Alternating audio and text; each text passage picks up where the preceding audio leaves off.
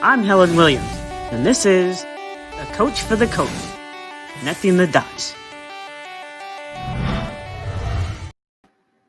Well, welcome to A Coach for the Coach, your Sunday appointment viewing at 6:30.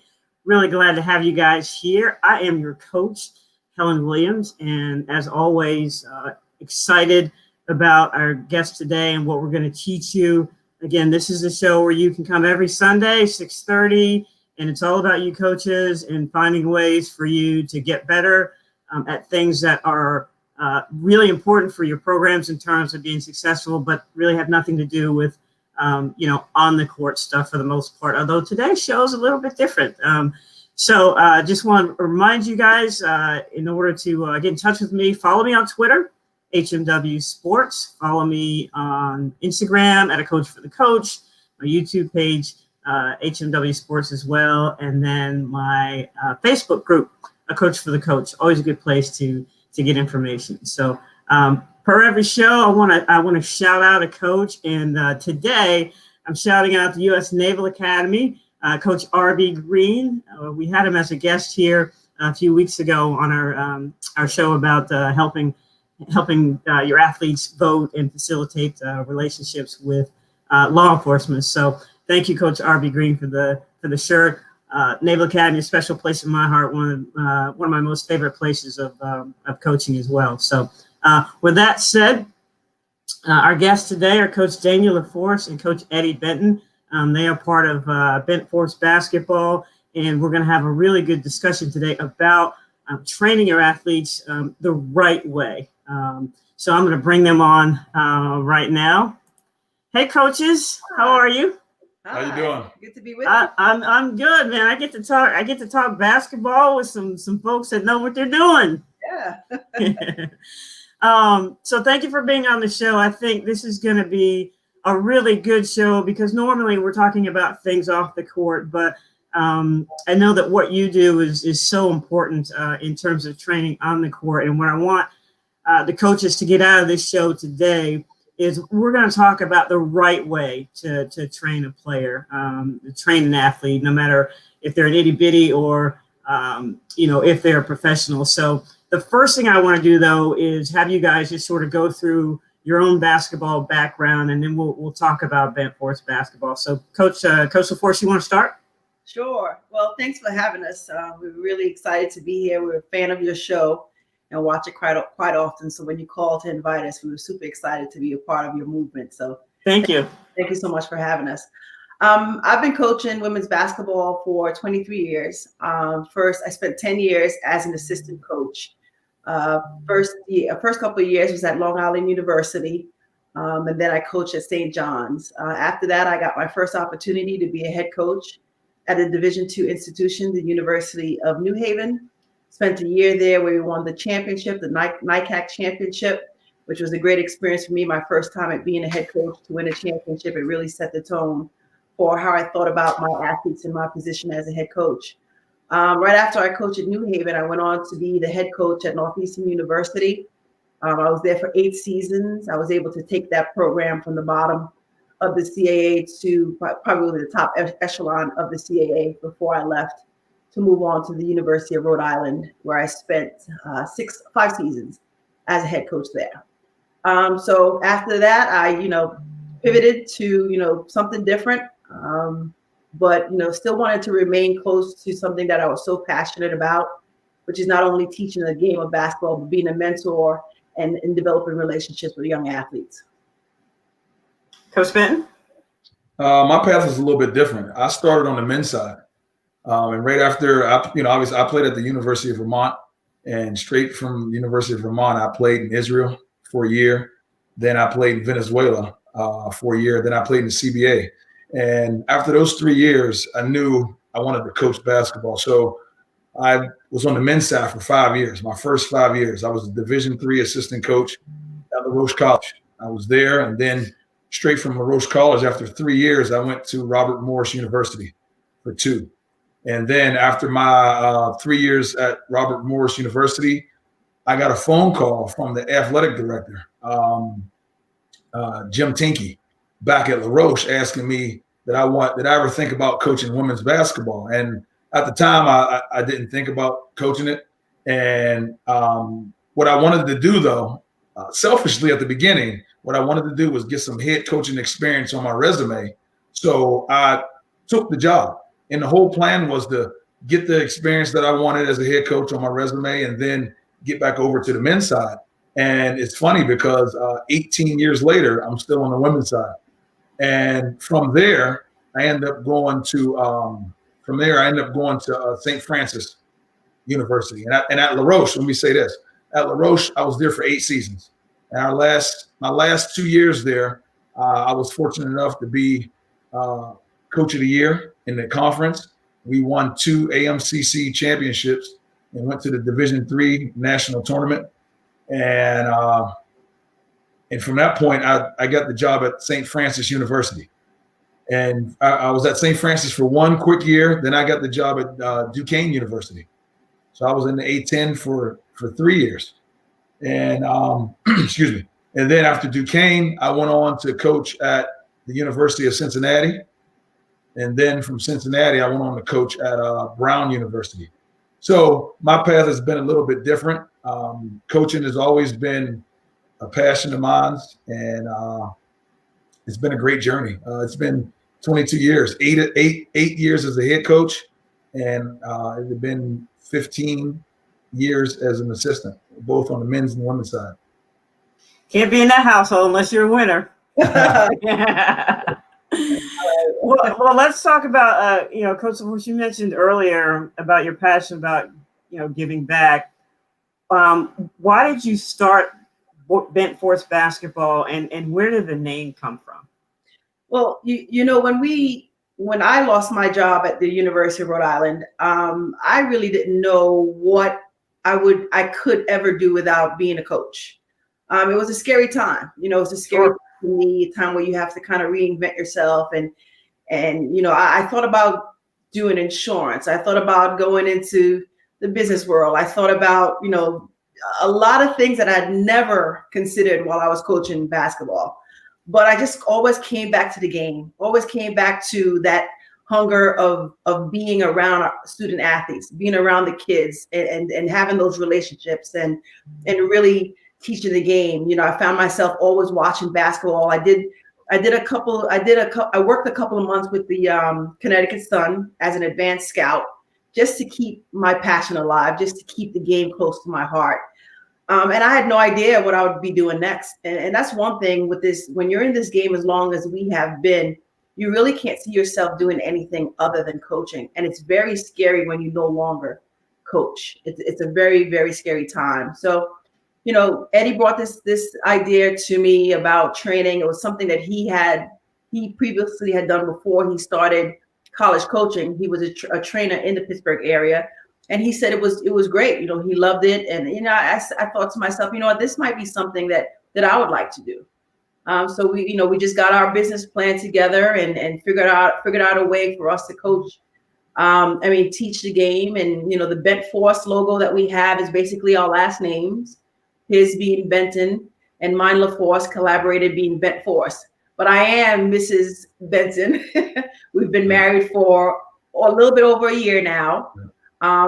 It was an idea that really kind of combined my 2 passions. One is obviously teaching the game of basketball, and 2, obviously being a mentor to the young children and getting them to kind of understand the commitment and dedication it takes to become a great athlete. Coach Ben, why did you pick Pittsburgh? Pittsburgh, first of all, that's home for me. I'm born and raised in Pittsburgh. And I've been here, all my life. I know my first 10 to 12 years of coaching, I was lucky. I was one of the lucky ones because my first 12 to 15 years of coaching I just happened to be hired by schools in Pittsburgh. So I was here for my first 15 years. And as you know, as a Division III coach, the rules aren't as strict as Division I. So as a Division III coach, I was still able to coach AAU. I was still able to to train. And when I was the head coach at La Roche, college, I was still training. And when I left LaRoche, and I had a lot of clients in the area, a lot of clients that wanted to work out, that wanted to get better. And then as soon as I got the job at St. Francis, that I had to stop, because now I would have been training recruitable athletes. Right. So I had to stop, and a good friend of mine that trained as well, I just basically passed on all my clients to him. And I think the one thing that did it for me, as far as not coaching and getting into the training, was COVID-19 for me, because at the time, I was coaching at Brown University, and our staff got let go as well. And that was right when COVID hit in March, April. And with that, I have 2 children here in Pittsburgh, and we have a blended family, 4 beautiful children. My children are 15 and 13. So when I was in Rhode Island and the COVID hit, they spent like 3 months with us. And every morning I would wake up, and we would do remote learning with their schools. I would sit down with them for like 6 hours straight and do that. And it just started to resonate with me that for the first 12 to 14 years of their life, me being dad was always on the road coaching. So every time my son would have a big moment, excuse me, I'm watching it on Facebook, or my daughter would have a big moment, I'm watching it on Facebook. So being with them 3 months straight made me think that what can I do to where, she's a sophomore in high school, he's an 8th grader, where these last 5 years I can spend with them and not miss a beat and still do what I love to do. So the training, moving back to Pittsburgh, and the training was the answer. Right now, I still get an opportunity to teach the game of basketball, which I love to do. And I also get a chance to be a head coach, because I'm also the head coach of the Western PA Bruins AAU organization, the top 2023 team. So I'm getting a chance to do a little bit of both, coach AAU as a head coach and also train. And that's all I need. And then I'm getting a chance to see my kids every single day. And then our family, Martin and Terrence, is in and out as well. I mean, I just think it's no better situation for myself. And then also, being with Danielle all the time. So it's perfect. Yeah, I think it's interesting that the pandemic has forced a lot of people to pivot, like you said, Coach LaForest. And I think one of the things you mentioned this really early, and it's a little bit off topic, but when you coach for as long as we have, and then you're not coaching, it's like you don't really know what to do. I know when I got let go, part of the reason that I started working with coaches, and one of the main reasons I wanted to do the show, was to help coaches understand that you're not going to coach forever. You hope you do, and you hope your decision to get out of coaching is your own. But like the 3 of us, it's not. But that's not the end of the world. When that happens, you do, like us. There are ways for you to stay close to the game where you can continue. And basically, the 3 of us are still coaching, right? You're coaching kids, and I'm coaching coaches. So that title never really leaves us. Anytime I'm around some kids and they say coach, my head still snaps around, because I think they're, right. They're talking to me. So we're always coaches. So I think it's great that you guys have, found a way to still experience your passion, but give back as well. What is, Bentforce Basketball? What's your philosophy in terms of training, and what makes you different than everyone else? Because I don't really think you approach training the normal way, if you will. So talk to me about that. Well, one of the things that we pride ourselves on is we tell a lot of families that, we're not just your average trainers. That, there's a lot of trainers out there, but we're not just your average trainers. I think between the both of us, we have over 50 years of playing and coaching experience. You think about it. I'm 22 years, she's 23 years. And adding 8 to that, that's over 50 years of playing and training. And our sell to a lot of the families that we work with is that we're not just talking about it. We actually, we played the game at a Division I level, so we know what it takes to be successful as players. And then also with the training piece, we were Division I recruiters. So we were sitting around the courts evaluating this talent, these players, just like some of the top coaches in the country.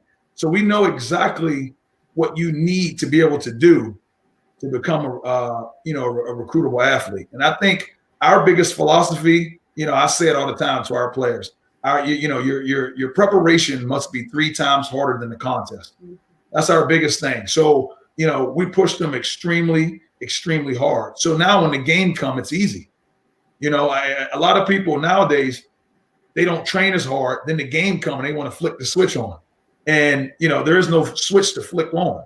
And I try to tell our clients that, if you have a game on Saturday, you win that game Monday through Friday with your preparation, and so that's why we try to push our clients as hard as we possibly can. So now, they're outworking their peers. And when the game comes, it's easy because Monday through Friday, they've worked 3 times harder than what they're about to see in the game. And I think it's been, since June, we've been training a variety of players, and I think it's been really good. And a lot of families, a lot of parents, we get a lot of positive feedback, and parents, stating that their child's never been through a workout that hard, and they've seen their child's game grow in the last several months just from the preparation that we're putting forward. And I think one of the biggest things that we talk about is all we ask for is this: be coachable and bring an effort.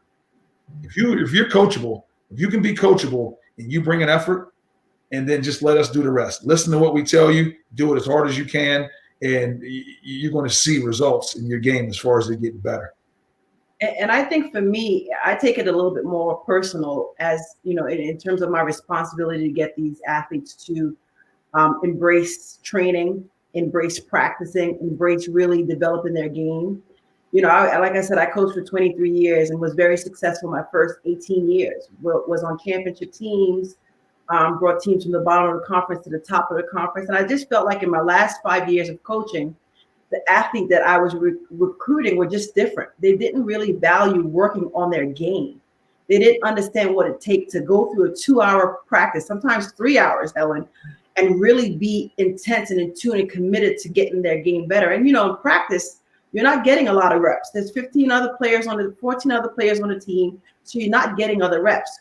So unless you develop a love for working on your game in your own time and knowing how to work on your skills on your own time, you're not really going to enjoy getting better in college. And as a result, it puts a lot of pressure on the coach to pull that, to motivate a player to be their best. And I just felt the last 5 years, it was like pulling teeth to get these athletes to want to work on their game on their own time. So for me, I don't want that to happen to any other college coach. I don't want them to have to, recruit players that don't value working on their game, that don't know how to work on their game, that don't understand the intangibles of being a good college athlete. And I think we do that. We make it we make it fun. We teach the game. We don't only tell them how to do things, we tell them why. Why, when you're coming off this ball screen, do you have to kind of read your defense? Why this footwork? Why, there's so many things that we're teaching as we're training that I don't think a lot of people do that.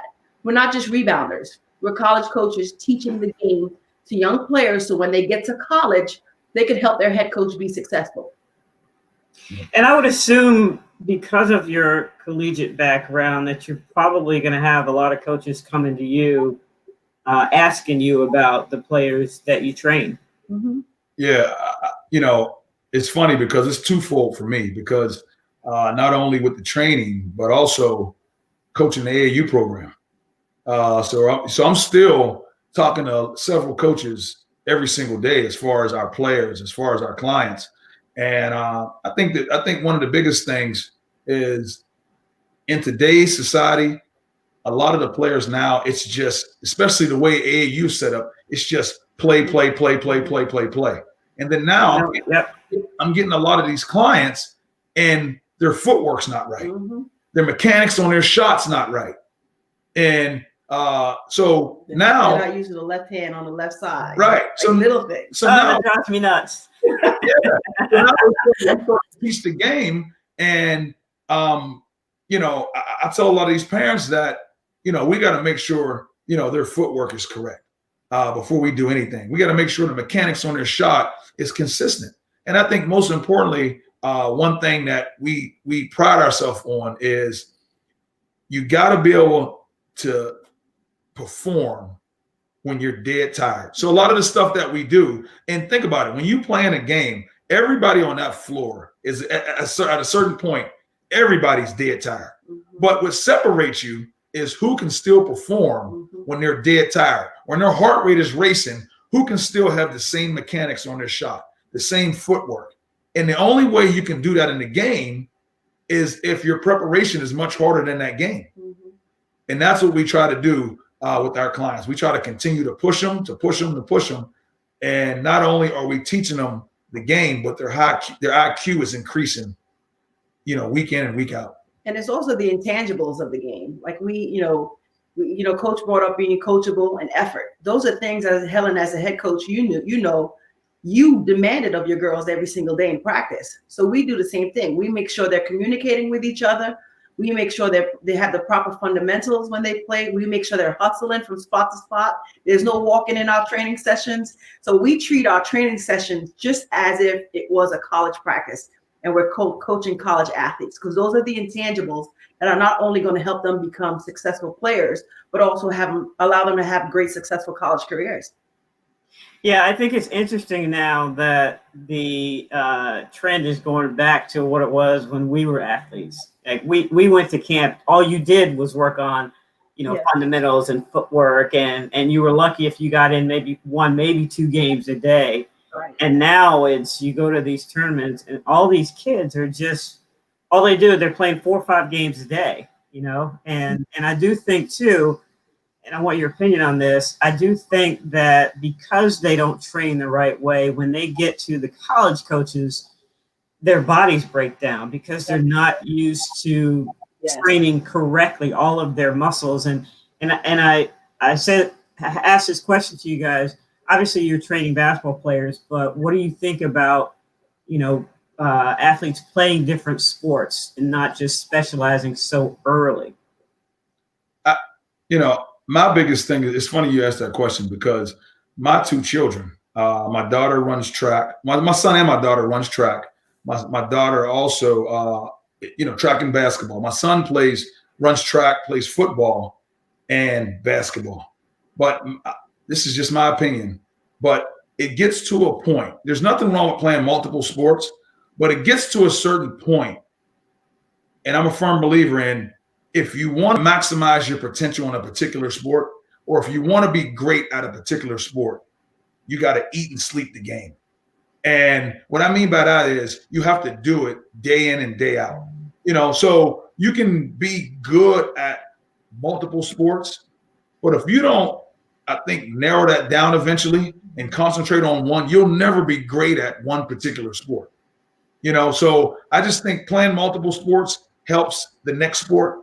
But eventually you get to a point where once you're dialed in on the sport that you're going to focus on, I think you have to really focus your attention on that particular sport, because you can be good, but in our business, you want to be great.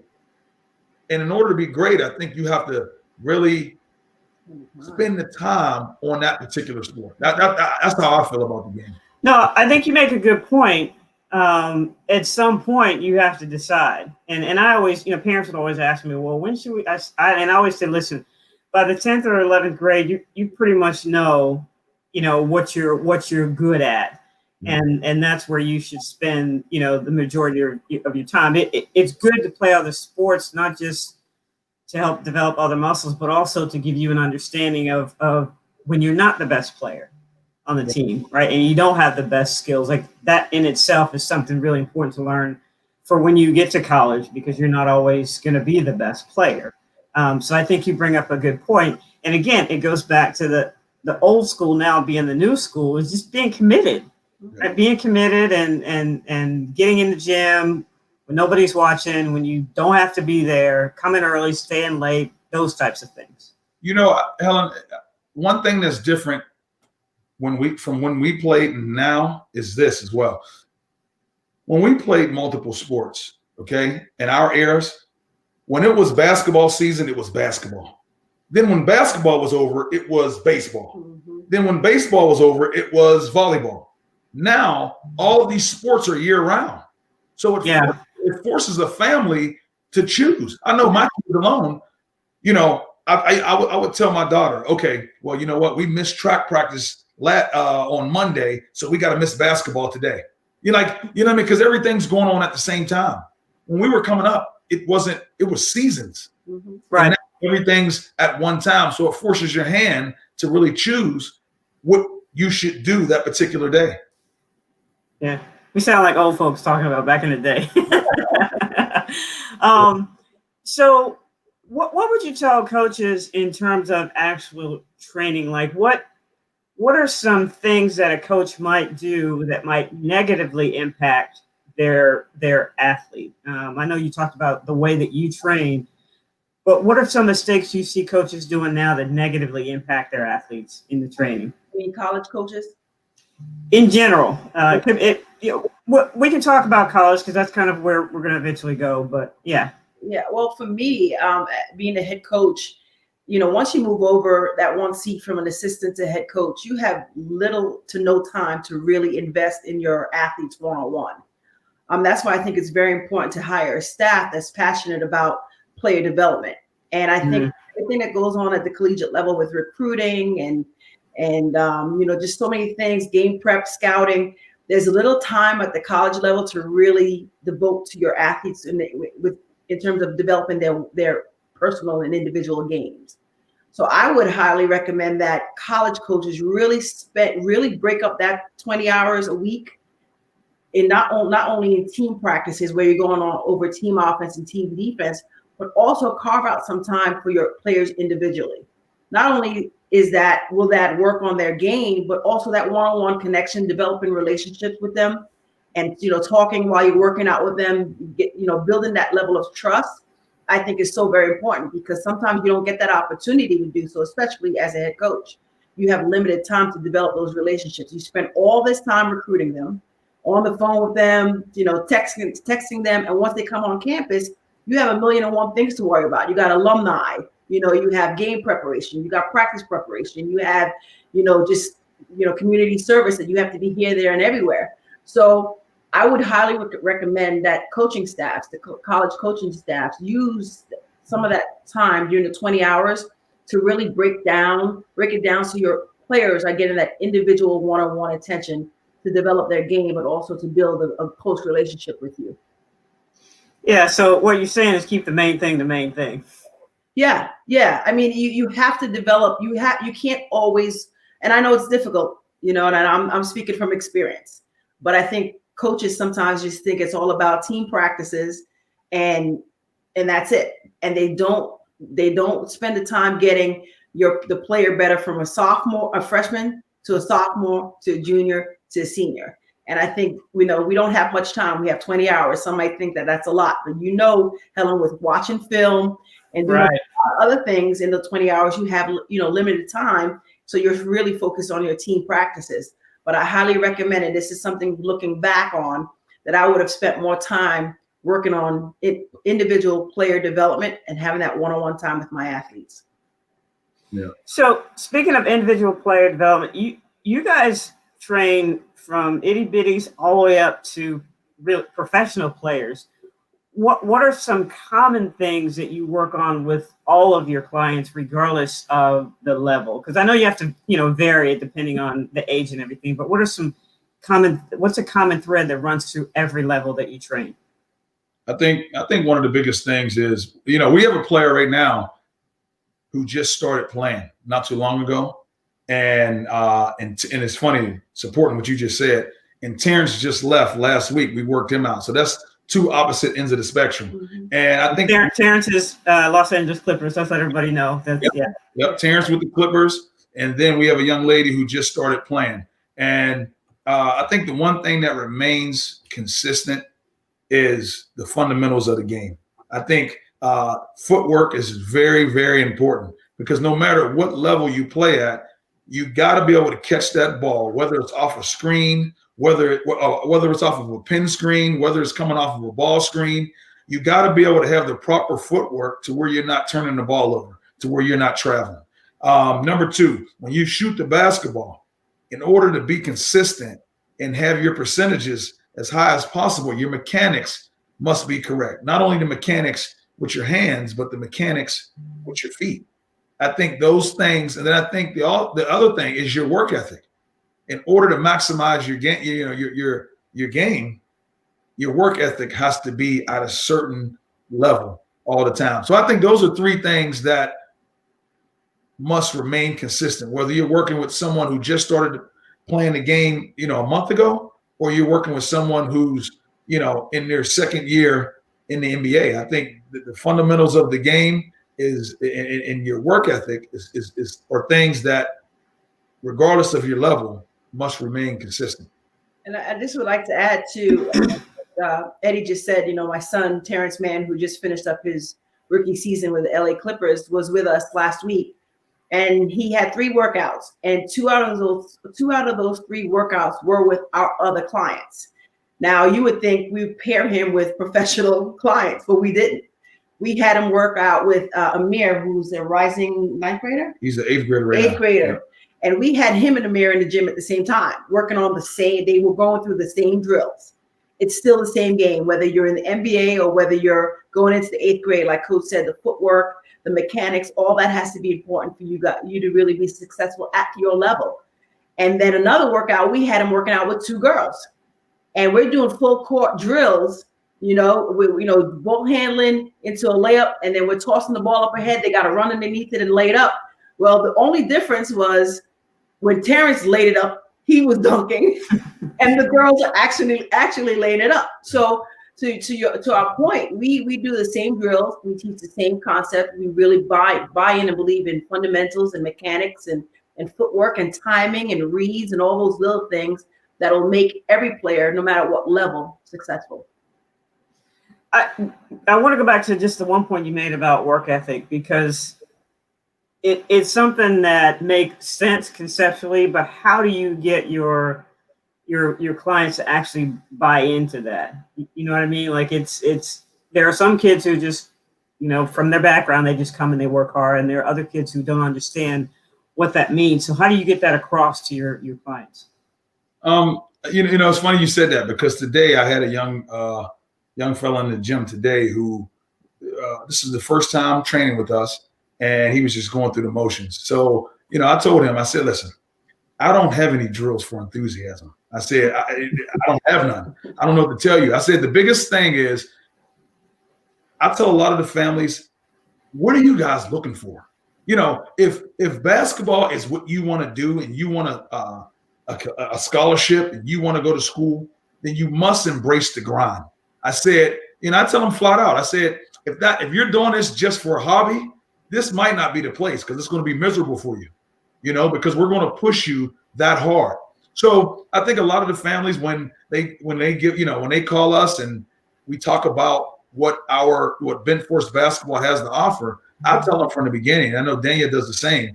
If this isn't something that you're committed to, and this isn't something that you're willing to push through, this might not be a good idea for your child, whether it's a girl or boy, to do, because they're going to be pushed to the limit. And I think most of our clients, all of them, for the most part, they go so hard. You know what I mean? Every day I come home and I tell her, and we talk about, we discuss, how hard so-and-so went today, because they know that, be coachable and bring an effort. And those are the 2 things, in order to achieve your goal, you must be able to do. And if that's not if you don't do that, then it's going to be hard for this relationship to work.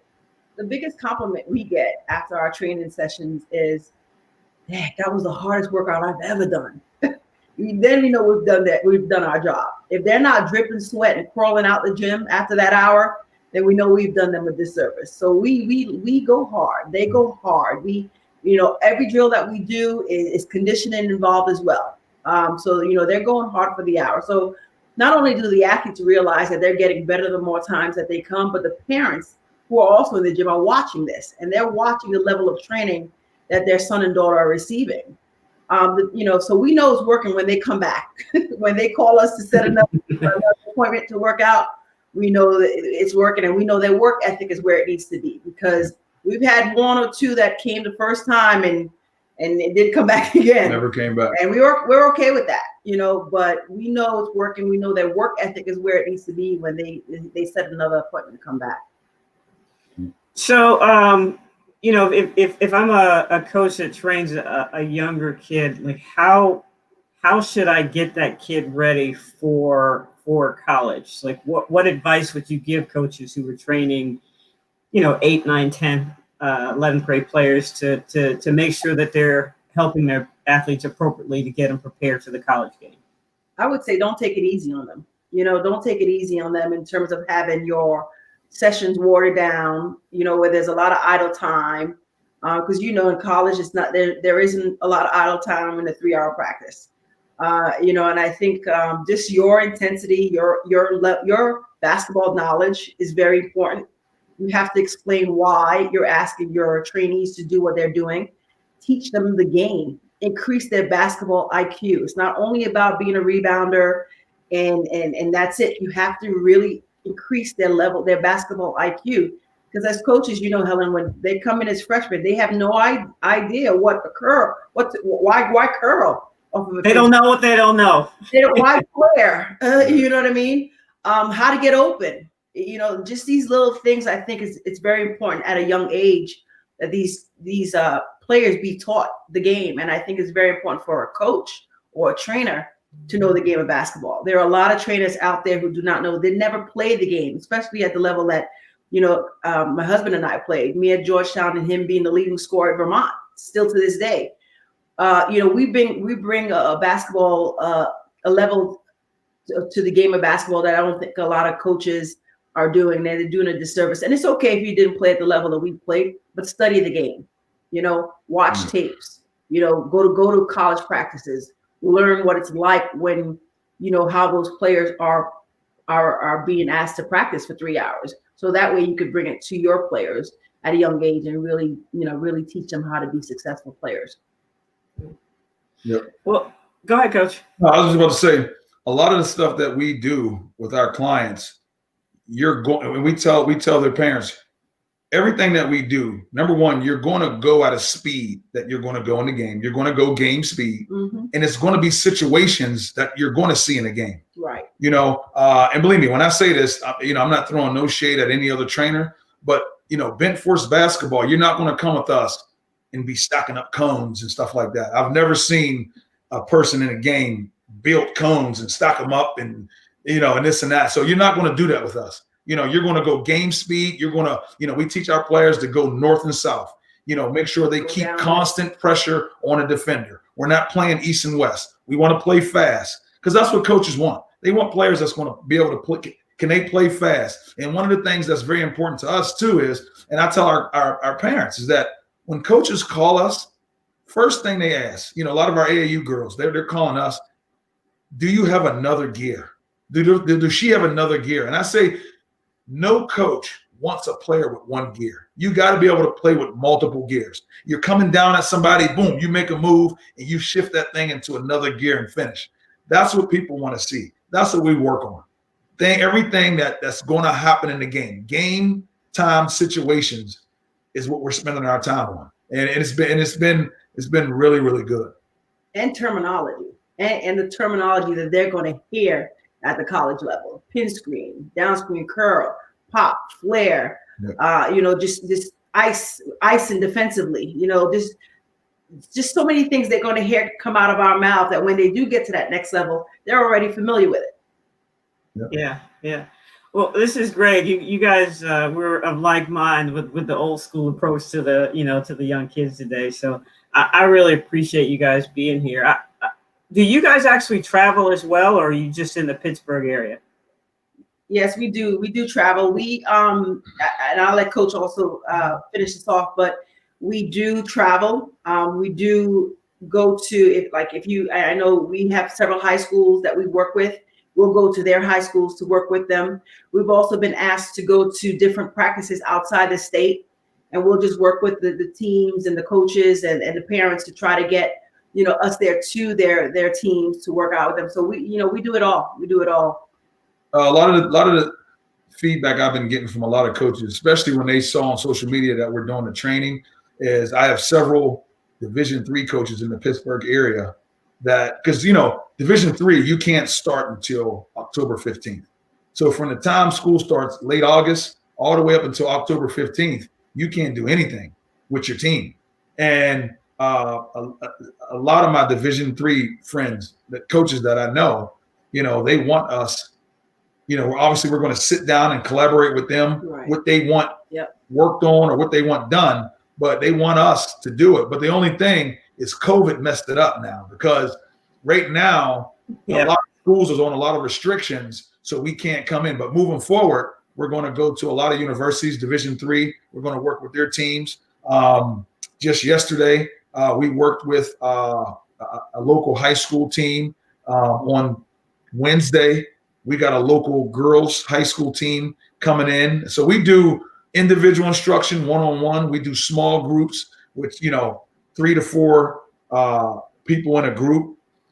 We do teams, you know, 12 to 15 teams, members in that group, where we do like college style practices, what a practice is going to be like at the next level, because everyone that we're training, they're a year or two, you know, some of them more than a year or two away from being a college student athlete. So to answer your question, yes, we'll go anywhere to train. And it's just going back to what we said at the beginning, you know, for us, especially for me. See, it's funny because I still got a big time fire in me as far as actually still coaching in college. But the one thing that I'm going to do right now is I'm going to focus on my own children right now for the next 5 years until they graduate from high school, before I even think about getting back into the college game. And that one reason I can tell you that I know we're both content is because ever since we started the business, we both got a job offer. And me personally, right on the phone, it wasn't, you know, I got to talk to my wife, let's discuss it. On the phone, I told them I'm not interested. The next 5 years, I'm committed to the training and I'm committed to my children. And I know Dania can say the same thing. You know, she had a job offer as well and turned it down on the spot. So I knew we're doing what we were sent to do. And just one thing I would like to add about the different things that we do besides travel and training. We also do consulting, where we want to represent the student athlete and kind of guide them and educate them on the recruiting process. Now, we know about the recruiting process. We know how cutthroat it can be. We know what these kids should be really asking us in these meetings. And overwhelming for the parents as well. Right. Yes. What they should be looking for within a staff, within a university, with the dynamics on the team, the roster. There's so many things that these high school players do not ask and do not even know that they should be asking when they are in contact with these coaches. So we want to do some consulting as well, where we'll kind of walk with them through the recruiting process and really train them on the red flags, really train them on things that they need to be looking for based on not only their game, but their academics as well. I think with the transfer portal being so high, when we got out of coaching, these players are making quick decisions, quick bad decisions. And, you know, we want to make sure we can also guide them in that respect as well. So not only they're on the court game, but also they're off the court preparation for college. And we'll also go on, you know, obviously it's up to the family, but we'll also go on visits with them, not their official visit, but when they're going on some unofficial visits and things like that. If, you know, especially if it's a first generation college student where they've never been through the process or something like that. And if we can go on a trip with them, obviously we're not going to make that decision for you guys, but we're going to let you know, like, I don't know about that, or you know, I think that situation there is very good for your child. Yeah. Well, that's why I wanted you guys to, at the beginning of the show, to sort of give people an idea of what your background was, because obviously that gives you some credibility and some experience that those kinds of things haven't been on that, you know, having been on the other side. So how can folks get in touch with you if they want you to come work with their teams or consult or anything else? I'll give you a couple of our social media handles. Our Twitter is @BentforceB. Our Instagram is BentforceB. Our email is bentforcebasketball@gmail.com. We also have a YouTube channel, Bentforce Basketball. And the main way to get in contact with us to set up an appointment is really just to call our coach. He's the one I send all the calls to his cell phone number. Yeah, I do all the scheduling. Yeah, he does the scheduling. So. You know, Okay. calling me. Yeah, my cell phone number is 412-389-5886, and then also our website. Oh yes, Bentforcebasketball.com. Okay. Yeah. Great. This has been awesome. You guys have just given us a lot of great nuggets, and I really appreciate you being on here. And at some point, I'd like to bring you guys back after you had some more time to grow your business, because I think there's so many other things that we could have talked about, just didn't have time. But really appreciate you guys and your time. Thank you for having us. Thank you. Again. It was fun. Yeah. All right, coaches. We'll talk to you later. Bye-bye. All right, bye-bye. Okay, Bentforce Basketball. Those guys, over 50 years of experience in the game as a player and a coach. Really good nuggets about, how you should get your players ready. And I'm really glad that we had them on here, and then hopefully you guys got something from that. So thanks for watching. Make sure that you come back next Sunday at 6:30. We'll have another great guest. Thanks for watching.